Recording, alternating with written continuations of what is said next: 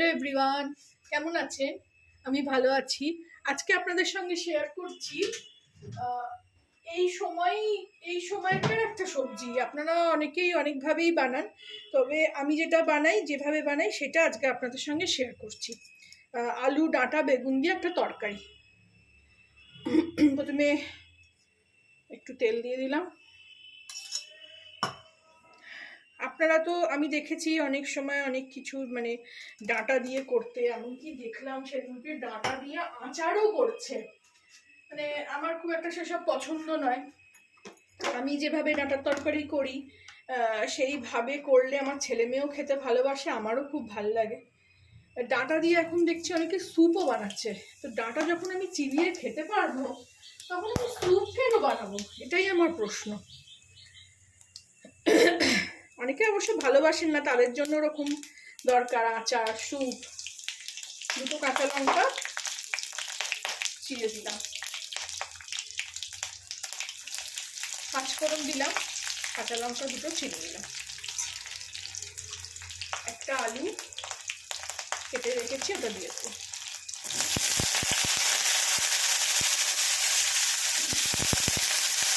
এগুলো এইরকম রান্না আমি যখন করি খুব সামান্য তেলেই করি।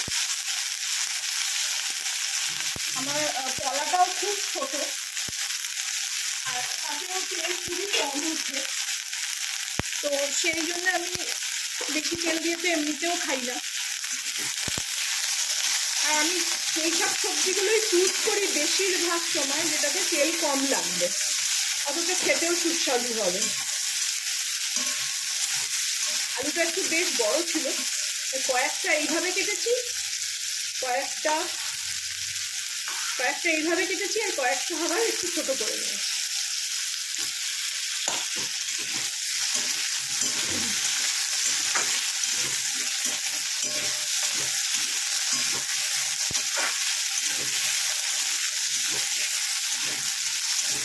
ভালো করে ভেজে নেবো এটাকে। ভেজে নিয়ে আমি ফেরত আসছি। ভেজে নিয়েছি, খানিকক্ষণ নাড়িয়ে চাড়িয়ে নিলাম। খুব লাল করে ভাজার দরকার নেই। তারপরে আমি এখানে সজনে ডাঁটা কেটে রেখেছি সেটা দিয়ে দেবো। অনেকে দেখছি মুসুর ডাল বানাচ্ছেন, তাতেও দিচ্ছে সজনে ডাঁটা, কিন্তু সেই ক্ষেত্রে সেইভাবে করতে গেলেও আমাকে একটা পাশে ভাজা কিছু রাখতেই হবে ডাল ডাঁটা দিয়ে করলে। সেই জন্য আমি ডালটা শুধুই করি সবসময়, খুব কম আমি ডালে কিছু দিই পেঁয়াজ ছাড়া। মুগের ডাল হলে দিই, মুগের ডাল হলে লাউ দিয়ে কখনো করি, কখনো একটু কড়াইশুঁটি দিয়ে আলু দিয়ে করি, কিন্তু মুসুর ডাল আমি সবসময় এই পাঁচফোড়ন দিয়েই বেশিরভাগ করার চেষ্টা করি, ভালো লাগে ওটা আমার।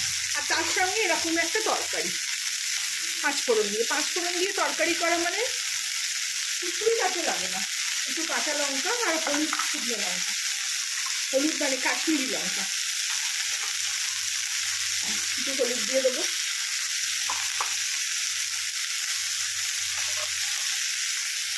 শুকনো কাশ্মীরি লঙ্কা, সামান্য একটু চিনি দিচ্ছি, সামান্য চিনি দেবো।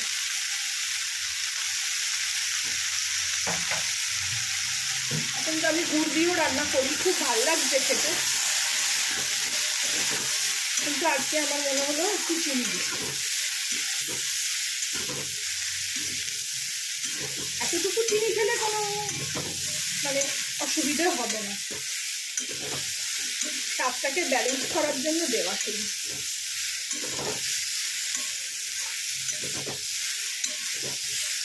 আমার বাপের বাড়িতে অনেক সময় দেখেছি, অনেক সময় না, ছোট থেকেই আমরা বাপের বাড়িতে দেখেছি আলু ডাঁটা বেগুন দিয়ে সবজি হওয়া মানেই তাতে একটু সর্ষে বাটা দিত, কিন্তু আমি কখনো তা করিনি।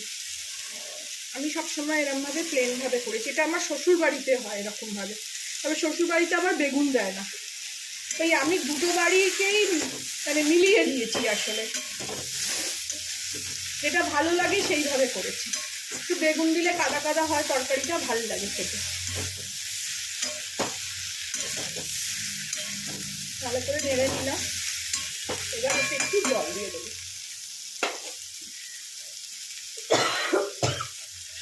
খুব ঝাঁঝ লঙ্কাটায় হাসি হচ্ছে।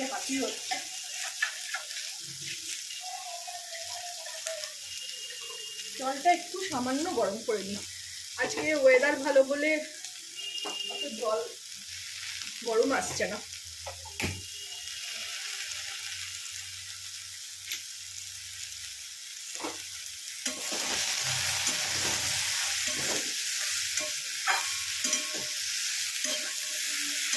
এতে একটু টমেটো দিতে পারেন, কিন্তু আমি তো সব রান্নায় টমেটো দিই না।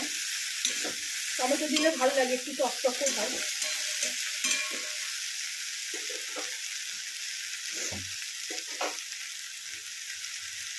আর কোনো মশলাই আমি এতে দেবো না। এবার একটু নুন দেবো, দিয়ে ঢাকা দেবো।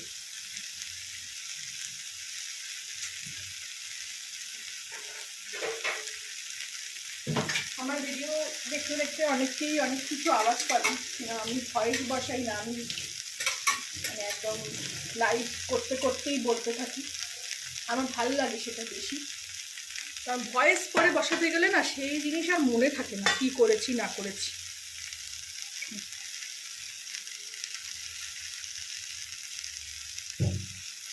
জলটা উষ্ণ গরম হয়ে গেছে, জলটা দিয়ে দেবো।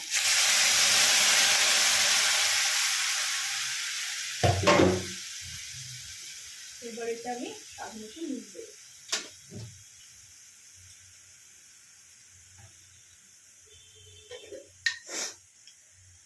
খুব সিম্পল রান্না, খুব তাড়াতাড়ি হয়। গরমের দিনে বেশি রান্নাঘরে থাকতেও ইচ্ছে করে না। তার মধ্যে যদি আলুটা আপনি সেদ্ধ করে নেন তাহলে তো আলুই ভালো। মিশিয়ে দেবো নুনটা, দিয়ে ঢাকা দিয়ে দেবো।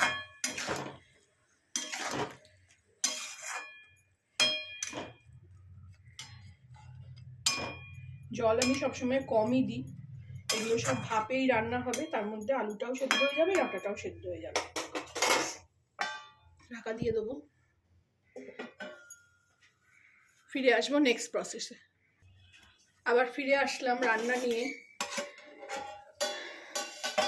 দেখি জল অনেকটাই শুকিয়ে গেছে, আশা করি আলুও সেদ্ধ হয়ে যাবে। আলুও সেদ্ধ হয়ে গেছে। এবার একটু আমি আঁচটাকে বাড়িয়ে দেব।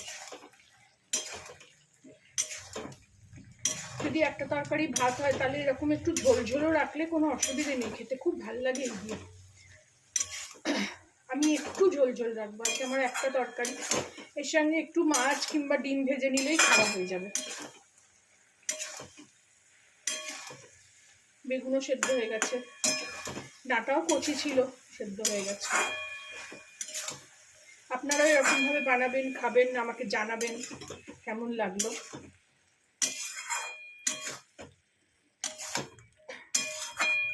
ভালো লাগলে আমার চ্যানেলটাকে একটা লাইক, শেয়ার এন্ড সাবস্ক্রাইব করে দেবেন। এখন এটা খাবার জন্য রেডি। এখানে আমি এবারে এটাকে প্লেটিং করব, মানে আজার করে নেব। এটা গরম,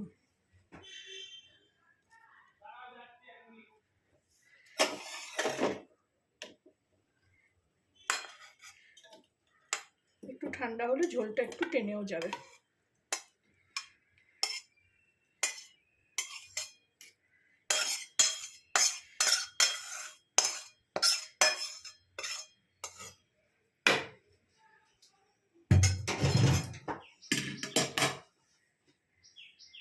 Thank you for watching.